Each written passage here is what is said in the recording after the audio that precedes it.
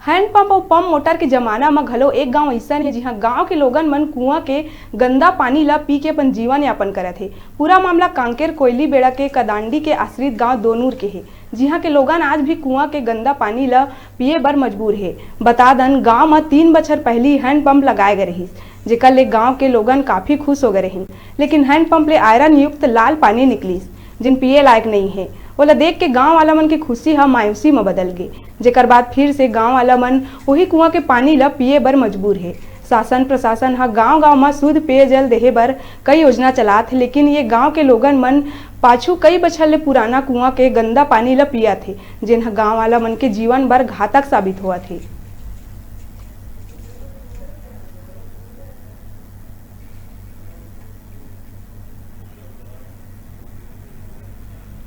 आपके माध्यम से संज्ञान में आया है कि वहाँ लाल पानी मिल रहा है। आपके संज्ञान में लाने के बाद हम ईपीएचई को पत्र लिखेंगे और उनसे स्वयं बात करेंगे और वहाँ जो लाल पानी है उसका जल्द से जल्द वहाँ स्वच्छ और साफ सुथरा पानी है उसके लिए हम निराकरण। बेरा है छोटकुन ब्रेक लेके अपन दिखत रहा न्यूज़ 36 लाइव छत्तीसगढ़ की आवाज।